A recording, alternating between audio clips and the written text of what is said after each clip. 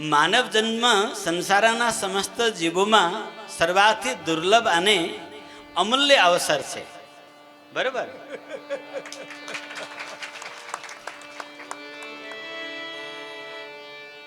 કારણ કે આ जन्म જ आत्मबोध संभव છે.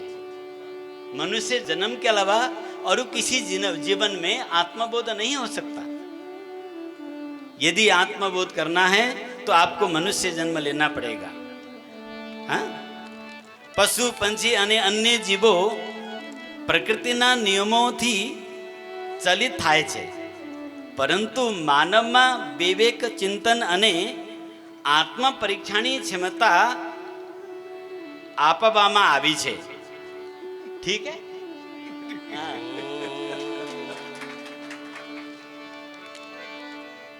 આ વિવેક જ માનવ જીવનનો સાર છે. મનુષ્ય ही केवल विवेकवान जीवन है. जो આ વિવેકનો ઉપયોગ માત્ર ભૌતિક ઉપલબ્ધિઓ અને ઇન્દ્રિય સુખ માટે કરવાવે આવે तो मानव जन्मનો મૂળ ઉદ્દેશ્ય અધૂરો રહી જાય છે. ये हमें समझना बहुत जरूरी है. शास्त्रों स्पष्ट कहे छे धन पद प्रतिष्ठा અને ભૌતિક સુખ જીવનના સાધનો છે, लक्ष्य नहीं. ये प्रारब्ध अनुसार आपको अपने आप मिल जाएगा. देखिए, जिसकी जैसी प्रारब्ध है और जैसे वर्तमान कर्म है उसके अनुसार आपको रूप, कुल, यौवन, धन, ये आपकी पूर्व की हुई पुरुषार्थ है. आपको जो मिलना है वो मिलेगा. ये जीवन की लक्ष्य नहीं है. साचू लक्ष्य तो आत्मा तत्वनी अनुभूति है. हाँ, सच्चा लक्ष्य हमें आत्मा साक्षात्कार करना है. परंतु आत्मा तत्व ने इंद्रियों थी न जोई शकाय न स्पर्शी शकाय. तेने बुद्धिना तर्कथी पूर्ण रीति समझी शकातु नहीं.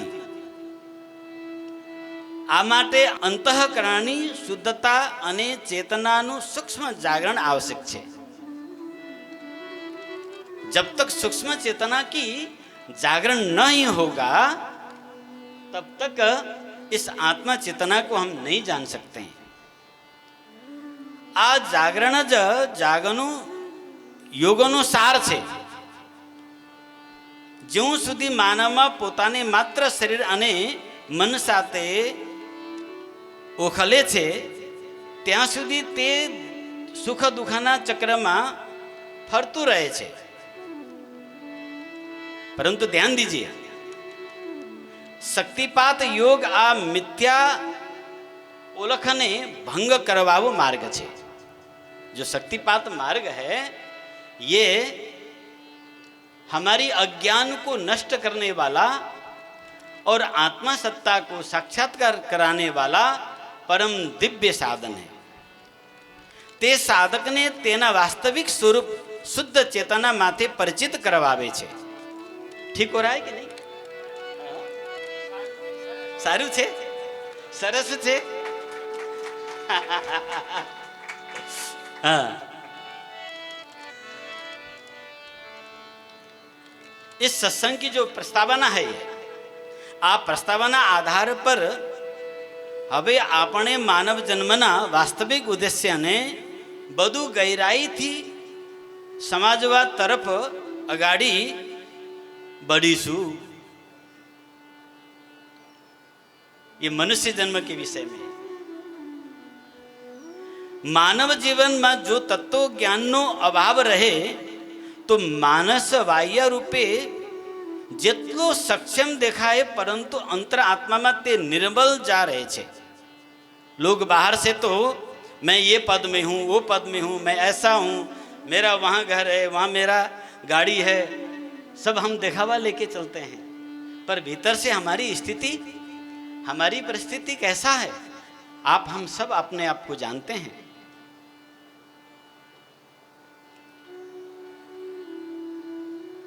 तत्व ज्ञानનો અર્થ માત્ર શાસ્ત્ર પાઠ अथवा बौद्धिक जानकारी નથી। लोग केवल शास्त्रों के बोझ ढोकर चलते हैं। आ तो પોતાના વાસ્તવિક સ્વરૂપનો પ્રત્યક્ષ બોધ છે। આ બોધ बिना मानस परिस्थितिનો दास बनी जाए છે। हम सब परिस्थितियों के दास हैं।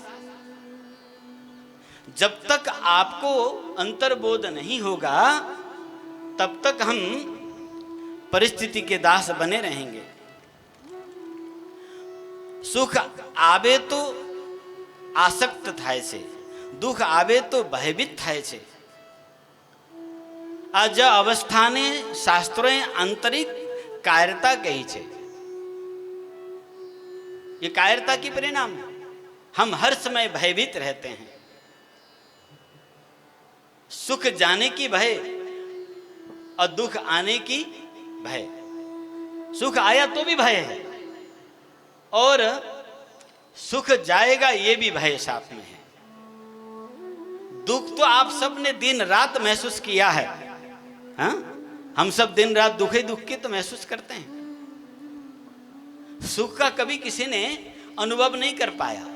वो सोचते हैं कि इतने क्लास पढ़ लेंगे, डिग्री ले लेंगे तो सुखी हो जाएंगे।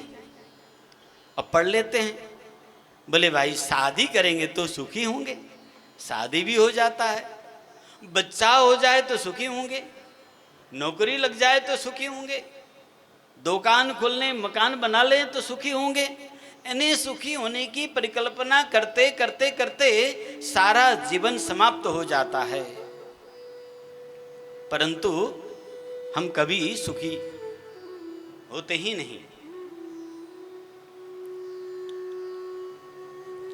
आ कायरताનો अर्थ शारीरिक दुर्बलता नहीं, आ तो अंतःकरणी अस्थिरता है। जब अंतःकरण में अस्थिरता हो, जाना कहाँ है, प्राप्त किसको करना है, बोध किस चीज को लेना है, इस बात की जब तक हम ठीक से निश्चय न करें तब तक ये चलता ही रहेगा। तो जो मानस निर्णय लेता डरे छे, सत्य स्वीकार करता हिचकिचाए छे અને પરિવર્તન નથી, પલાયન શોધે છે। તત્વજ્ઞાન પ્રાપ્ત વ્યક્તિમાં આ અવસ્થા રહેતી નથી। या तो तत्वज्ञान प्राप्त हो या भगवत शरणागति अनन्य भाव से हो। देखिए, या तो आप अपने भरोसे चलना चाहते हैं तो तत्वज्ञान प्राप्त कर लीजिए, और या निर्भय होकर चलना चाहते हैं तो अपने आप को भगवत चरणारविंद में सब प्रकार से शरणागत हो जाइए, समर्पित कर दीजिए। जहां अपनी बुद्धि अपनी सामर्थ्य काम नहीं करती है, हमें वहां समर्पित हो जाना चाहिए। और इसमें हमें चिंतन करना है। रावण जैसों की सामर्थ्य बुद्धि काम नहीं की, हनुमान जैसे महापुरुष शरणागति में रहते हैं, तो फिर ये हमें चिंतन करना चाहिए। ममकार में हमें रहना नहीं चाहिए। हम हर समय अपने को ममकार में रहते हैं। ते सुख दुख ने समभावी थी स्वीकारे छे અને પરિસ્થિતિનું ચેતનાપૂર્વક સામના કરે છે। शक्तिपात योग आ तत्व ज्ञान नो प्रत्यक्ष मार्ग है। ध्यान देकर सुनिए। जिस सुख की, जिस तत्व की हम चर्चा कर रहे हैं, ये पुरुषार्थ से संभव नहीं है। यह गुण साधन ते नहीं होई, यह गुण साधन ते नहीं होई, तुम्हारी कृपा पाव कोई कोई। जहां मनुष्य की अपनी पुरुषार्थ विफल हो जाता है, उसकी सोच समाप्त हो जाता है, वहां केवल कृपा ही एकमात्र अवलंबन रहता है। यह भगवत मार्ग कृपा की मार्ग है। इस कृपा मार्ग की पुरुषार्थ समर्पण है, और यह समर्पण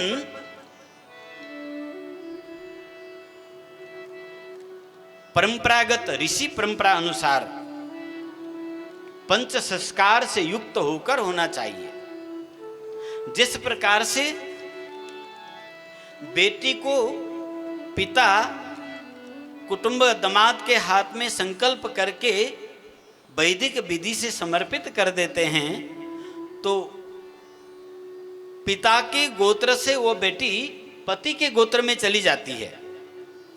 उनकी गोत्र परिवर्तन हो जाता है, कुल परिवर्तन हो जाता है। अब उनके जन्म घर केवल मायके रह जाता है, उसका ससुराल अपना घर हो जाता है।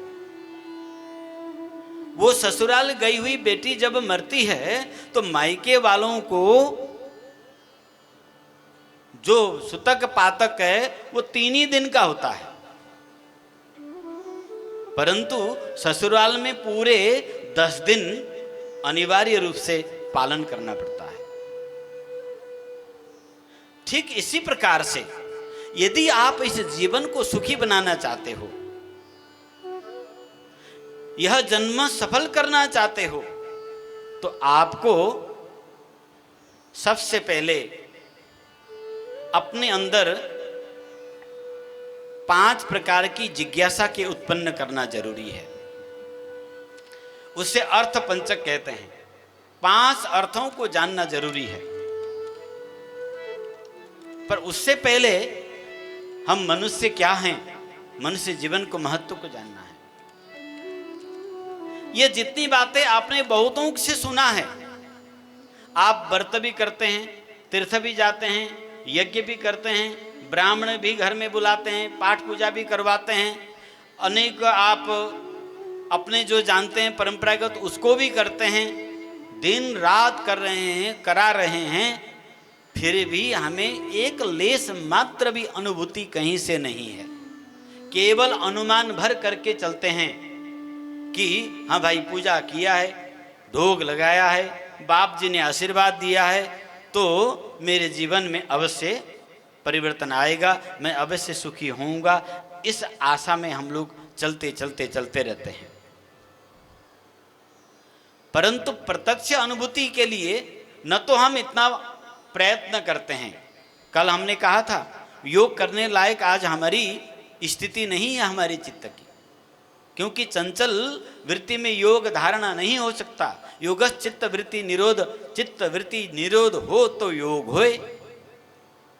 चित्त वृत्तियों में तो समुद्र से बड़ा उछाल आ रहा है, ज्वार भाटा। और मन निर्मल हो तो मूर्ति में भगवान दिखे, माँ बाप में भगवान दिखे, गुरु में भगवान दिखे। मन तो कलुषित है, सब खराब, केवल अकेला मैं अच्छा। हाँ, ये विकृत मन के लक्षण है। तो ऐसे स्थिति में हमारी जप तप पाठ पूजा ये सब भी एक तो विधिहीन है, अदीक्षित है, आधिकारिक गुरुजनों से आज्ञा लेकर दीक्षा लेकर हमने नहीं किया। दूसरा,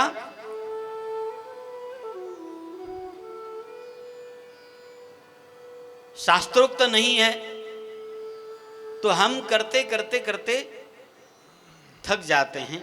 ऐसे अवस्था में तब एकमात्र कृपा काम आती है।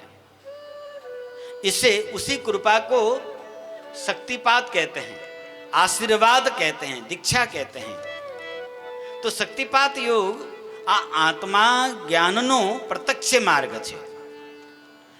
सद्गुरु कृपाथी જ્યારે સાધકના અંતઃકરણમાં ચેતનાનો પ્રકાશ પ્રકટ થાય છે, ત્યારે ભય સંશય અને કાયરતા स्वतः विलीन भई जाए छे। हमने गुजराती में यहाँ तैयार किया है, थोड़ा अभ्यास हो जाए इसीलिए। समझ में तो आ रहा है ना कि हिंदी ठीक है? थोड़ा थोड़ा बोलूँ आपके साथ तो अभ्यास हो जाए। अति मानव जन्मनी सार्थकता तत्वज्ञान प्राप्ति में निहित है। आ बिना जीवन मात्र प्रतिक्रियाओं श्रृंखला बनी जाए छे। तत्वज्ञान युक्त जीवन साहस विवेक अने आत्मविश्वास थी परिपूर्ण बने छे। आज अवस्था योग मार्गनो मजबूत आधार छे।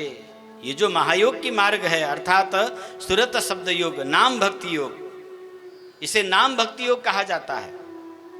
जन्मनो अर्थ मात्र देहनी उत्पत्ति नहीं, आ तो चेतनानु નવું અભિવ્યક્ત સ્વરૂપે છે.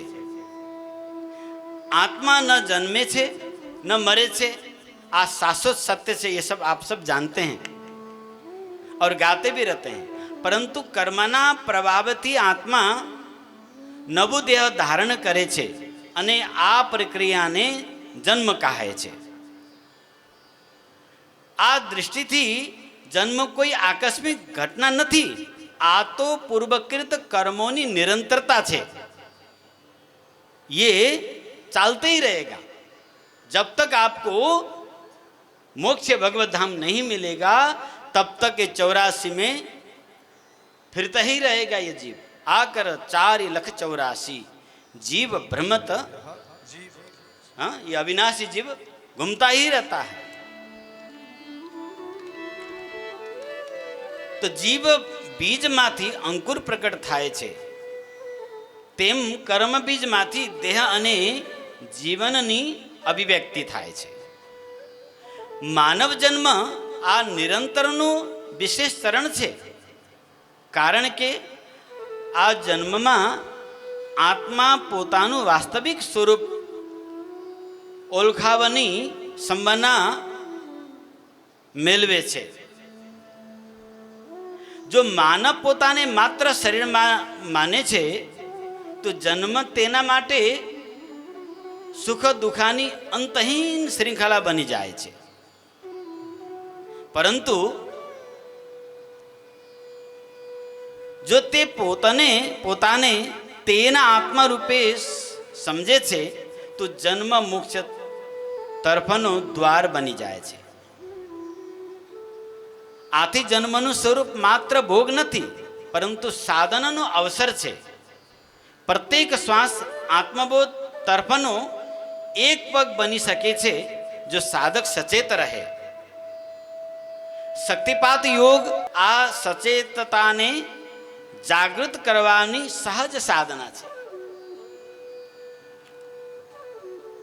ते मानव जन्म ने मात्र भाग्यनो खेल बनावता चेतना यात्रा में परिवर्तन करे छे.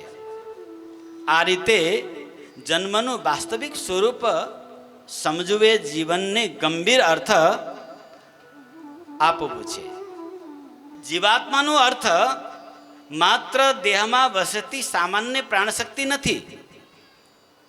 જીવાત્મા તો પરમ ચેતનાનું અંગ સ્વરૂપ અભિવ્યક્તિ સ્વરૂપ છે. ઈશ્વર અંશ જીવ અવિનાશી,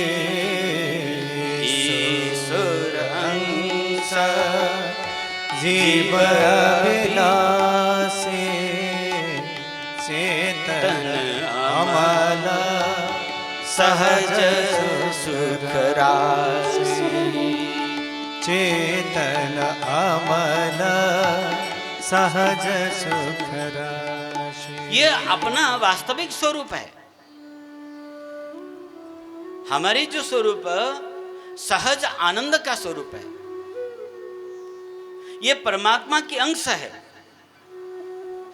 अग्नि के अंश में, अग्नि के कण में अग्नि की गुण होती कि नहीं, आप बताएं. हाँ, सोने के कण में स्वर्ण की गुण होती कि नहीं. उसी प्रकार से ये जीवात्मा जो है परमात्मा की अंश है. जो कुछ गुण परमात्मा में हैं वो सारा के सारा आप में है. परमात्मा में क्या गुण है वो मैं अभी अर्थ पंचक में आपको बताऊंगा. तो आज जीवात्मा में चेतना, ज्ञान अने अनुभूतिनी अंतर्निहित क्षमता रहे छे. परंतु अज्ञानना कारणे आ क्षमता आवरणथी ढांकायेली रहे छे. जीवात्मा न पूर्ण रीते स्वतंत्र छे न पूर्ण रीते बंधन में. ये ध्यान दीजिए, आप न तो पूर्ण रूप से बंधन में हैं, नहीं पूर्ण रूप से स्वतंत्र हैं. ते तो कर्म वासना अने संस्कारना सूक्ष्म सूत्रों आबद्ध छे. हम केवल अपनी अपनी कर्म वासनाओं के बंधन में बंधे हुए हैं. आ संस्कारों जीवात्मानो बारंबार जन्म मरणना चक्र में प्रवेश करावे छे. આ ચક્રનું મૂળ કારણ પોતાના વાસ્તવિક સ્વરૂપ પ્રતિ અજ્ઞાન છે. જ્યારે જીવાત્મા પોતાને દેહ, મન અને બુદ્ધિ સાથે એકાકાર માને છે ત્યારે સીમિતતા અનુભવ કરે છે. આ સીમિતતાનો અનુભવ દુઃખનું મૂળ છે, પરંતુ જીવાત્માનું વાસ્તવિક સ્વરૂપ આથી ભિન્ન છે. તે શુદ્ધ સાક્ષી ચેતના છે, ન કરતા ન ભોગતા, પરંતુ સર્વ ક્રિયાઓનો દ્રષ્ટા.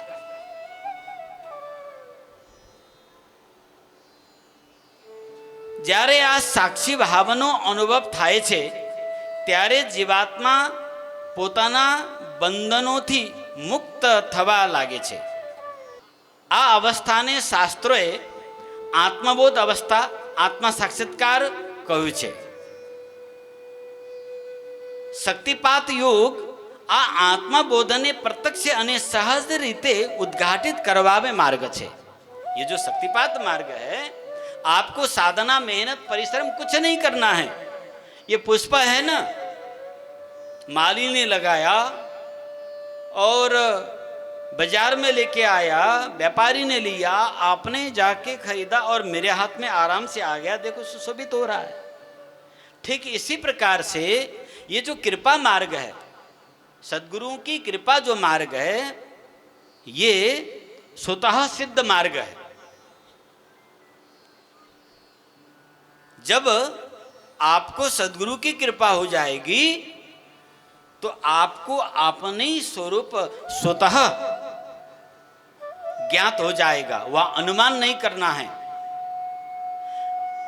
સદગુરુ કૃપાથી જ્યારે જીવાત્માની અંતર્નિહિત ચેતના જાગૃત થાય છે ત્યારે આત્મા અને પરમાત્માના વચ્ચેનો ભેદ સ્વતઃ ક્ષીણ થવા લાગે છે. આથી જીવાત્માનું સ્વરૂપ समझવું ये मानव जीवनનું मूल रहस्य समझવું છે.